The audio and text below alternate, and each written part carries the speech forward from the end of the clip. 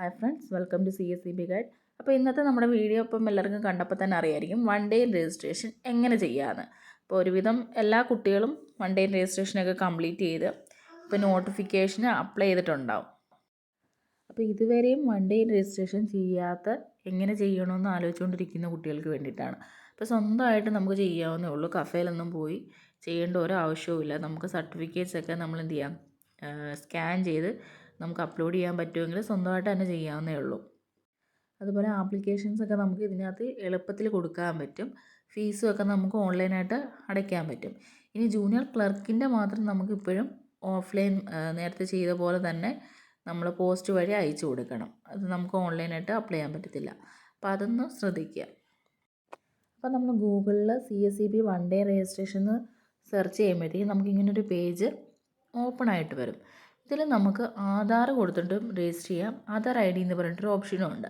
ആധാർ കൊടുക്കുകയാണെങ്കിൽ ആധാറിൽ നമുക്ക് എന്താണ് നമ്മുടെ പേര് അത് കൊടുക്കുക, ആധാർ നമ്പർ കൊടുക്കുക, പ്രൊസീഡ് ചെയ്യാം. അതിനുശേഷം ഞാനിപ്പോൾ ആധാർ ID കൊടുത്ത് രജിസ്റ്റർ ചെയ്തിരിക്കുന്നതുകൊണ്ട് എനിക്ക് ആധാർ കൊടുത്ത് പോകുമ്പോൾ എങ്ങനെയാണെന്ന് അറിയില്ല. വലിയ കോംപ്ലിക്കേഷൻസ് ഒന്നും കാണത്തില്ല. നമുക്ക് ആധാർ ID കൊടുത്ത് ചെയ്യുന്നത് എങ്ങനെയാണെന്ന് നോക്കാം. മറ്റേത് എളുപ്പം തന്നെ ആയിരിക്കും, നമ്മുടെ ഡീറ്റെയിൽസൊക്കെ കൊടുത്താൽ മതി. ഈ ആധാർ ID കൊടുക്കുമ്പോഴത്തേക്കും നമ്മൾ ഏത് ID ആണ് കൊടുക്കുന്നത്, ഇപ്പോൾ വോട്ടേഴ്സ് ID ആണെങ്കിൽ അത്, അല്ല വേറെ എന്തെങ്കിലും ലൈസൻസോ അങ്ങനെയുള്ള കാര്യങ്ങളാണെങ്കിൽ അത്, നമുക്കതിൽ ഓപ്ഷനുണ്ട്. അത് സെലക്ട് ചെയ്യുക, നെയിം കൊടുക്കുക, ID നമ്പർ കൊടുക്കുക, അതുപോലെ ഇമെയിൽ ID, നമ്മുടെ ഇമെയിൽ ID കൊടുക്കുക. പിന്നീട് വരുന്നത് നമുക്ക് ഫോൺ നമ്പറാണ്. അതിനുശേഷം നമുക്ക് എന്താണോ നമ്മൾ ഈ ഒരു CSEBക്ക് വേണ്ടിയിട്ട് നമ്മൾ ഒഫീഷ്യൽ സൈറ്റിൽ കൊടുക്കാൻ ഉദ്ദേശിക്കുന്ന പാസ്വേഡ് എന്ന് വെച്ചാൽ അത് നമ്മൾ കൊടുക്കുക. അതിൽ ഇപ്പോൾ ഡിജിറ്റ് ഉണ്ടാവണം, അതുപോലെ നമ്പേഴ്സ്, എന്തെങ്കിലും ഒരു സിമ്പിൾ അങ്ങനെ എന്തെങ്കിലും ഉണ്ടാവണം. അപ്പം അങ്ങനെ മിനിമം 6 ഡിജിറ്റ് എങ്കിലും ഉണ്ടായിരിക്കണമെന്നാണ്. ഇനി നമുക്കതൊന്നും കൂടെ കൺഫേം പാസ്വേഡ് കൊടുത്തിട്ട് എന്ത് ചെയ്യാം, നമുക്ക് നമ്മുടെ CSEBയിൽ രജിസ്റ്റർ ചെയ്യാം. ഇനി രജിസ്റ്റർ ചെയ്തിട്ട് നമുക്ക് വൺ ഡേ രജിസ്ട്രേഷനിൽ കയറുമ്പം നമുക്ക് ഇമെയിൽ IDയും പാസ്വേഡും കൊടുത്തിട്ട് നമുക്കിനി മുതൽ ലോഗിൻ ചെയ്യാം. ഇനി ലോഗിൻ ചെയ്ത് കഴിയുമ്പം നമുക്ക് CSEBയുടെ ഒരു പേജ്, നമ്മുടെ പ്രൊഫൈലിൻ്റെ ഒരു പേജ് ഓപ്പൺ ആയിട്ട് വരും. അത് എങ്ങനെയാണെന്ന് നോക്കാം. ഇങ്ങനെയൊരു പേജ് ഓപ്പൺ ആയി വരും. ഇതിൽ നമ്മൾ എങ്ങനെയാണ് ഡീറ്റെയിൽസ് കൊടുക്കേണ്ടത് എന്നുള്ള കാര്യങ്ങളെല്ലാം മലയാളത്തിൽ തന്നെയാണ് അവർ കൊടുത്തിരിക്കുന്നത്. അതിൽ മൈ പ്രൊഫൈൽ എന്ന് പറയുന്ന ലിങ്ക് വേണം, അതിൽ കയറിയിട്ട് വേണം നമുക്ക് നമ്മുടെ ഡീറ്റെയിൽസ് എല്ലാം കൊടുക്കാൻ. ഇനി അതുപോലെ ഇതിനകത്ത് നമ്മുടെ ഫോട്ടോയും സിഗ്നേച്ചറും ഒക്കെ കൊടുക്കേണ്ട ഒരു സൈസും എന്നിട്ട് PDF ആണ് കൊടുക്കേണ്ടത്, അങ്ങനെയുള്ള കാര്യങ്ങളൊക്കെ ഇതിനകത്ത് അവർ സ്പെസിഫൈ ചെയ്ത് പറഞ്ഞിട്ടുണ്ട്. അപ്പോൾ നമുക്ക് അതനുസരിച്ച് ചെയ്താൽ മതി. ഇതിനകത്ത് ഹോം എന്ന് പറഞ്ഞിട്ട് ലെഫ്റ്റിൽ മുകളിലൊരിതുണ്ട്. അപ്പോൾ അതിൽ ക്ലിക്ക് ചെയ്യുമ്പോഴത്തേക്കും നമുക്ക് മൈ പ്രൊഫൈൽ കാണാം.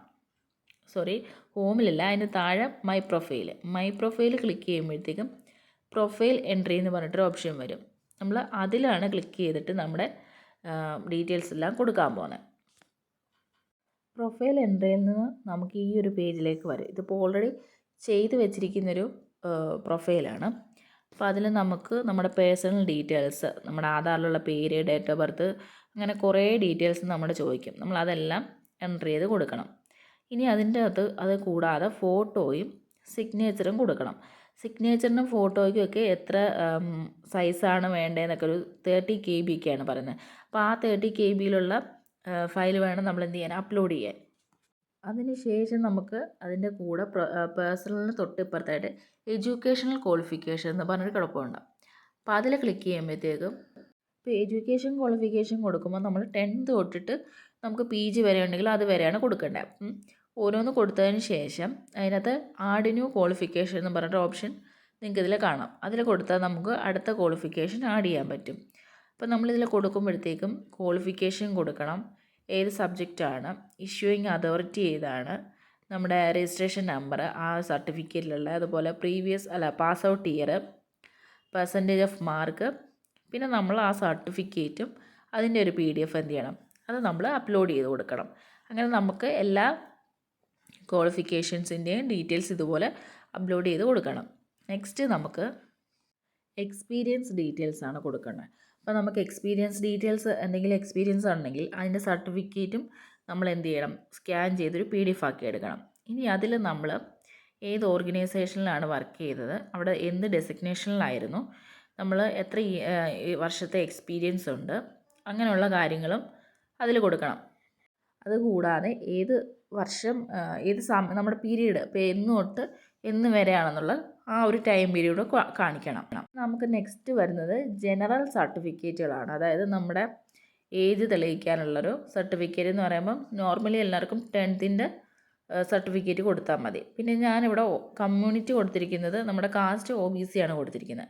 അപ്പോൾ അതിൽ നമുക്ക് OBCക്കാർക്ക് നമുക്ക് 10th തന്നെ കൊടുത്താൽ മതി. പിന്നെ SC ST ഒക്കെ ആണെന്നുണ്ടെങ്കിൽ നമുക്ക് കാസ്റ്റ് സർട്ടിഫിക്കറ്റ് എടുക്കണം, അതിൻ്റെ ആവശ്യം വരുന്നുള്ളൂ. അല്ലാന്നുണ്ടെങ്കിൽ നമുക്ക് 10th തന്നെ കൊടുത്താൽ മതി. അപ്പോൾ ഇത്രയും ചെയ്യുമ്പോൾ തന്നെ എന്തായാലും നമ്മുടെ പ്രൊഫൈൽ കംപ്ലീറ്റ് ആയി. ഇനി നമുക്കിതിൽ ലെഫ്റ്റ് സൈഡിൽ നോട്ടിഫിക്കേഷൻ എന്നും പറഞ്ഞിട്ടൊരു ഓപ്ഷൻ കിടപ്പുണ്ട്. അതിൽ കയറിയാൽ നമ്മുടെ ക്വാളിഫിക്കേഷൻസ് ചെക്ക് ചെയ്ത് നമുക്ക് അതിനനുസരിച്ച് അപ്ലൈ ചെയ്യാൻ പറ്റും ഈസിയായിട്ട്. നമ്മൾ PSCക്ക് അപ്ലൈ ചെയ്യുന്ന പോലെ തന്നെ വളരെ സിമ്പിളായിട്ടുള്ള പ്രോസസ്സ് മാത്രമേ ഇതിനകത്തും അവൈലബിൾ ആയിട്ടുള്ളൂ. ഇതിൽ നമുക്ക് ഫീസും കൂടി ആഡ് ചെയ്യണമെന്നുള്ള കാര്യമുള്ളൂ. നമുക്ക് PSCക്ക് അങ്ങനെ ഇല്ല. അപ്പം എല്ലാവർക്കും ഈസിയായിട്ട് ചെയ്യാൻ പറ്റുന്ന രീതിയിലാണ് അവർ ഇത് ക്രിയേറ്റ് ചെയ്തിരിക്കുന്നത്. അപ്പോൾ എല്ലാവരും ശ്രദ്ധിക്കുക, ജൂനിയർ ക്ലർക്കിൻ്റെ നമുക്കിപ്പോഴും ഓഫ്ലൈൻ പോസ്റ്റ് വഴി തന്നെ ഉള്ളൂ, ഓൺലൈൻ അല്ല കേട്ടോ. അപ്പോൾ ഈ 1 day രജിസ്ട്രേഷൻസ് പറഞ്ഞ കാര്യങ്ങളെല്ലാം നിങ്ങൾക്ക് ക്ലിയർ ആയിട്ട് മനസ്സിലായിട്ടുണ്ടാവുമെന്ന് വിചാരിക്കുന്നു. എന്തെങ്കിലും ഡൗട്ട് ഉണ്ടെങ്കിൽ കമൻറ്റ് ചെയ്യാം കേട്ടോ. Thank you.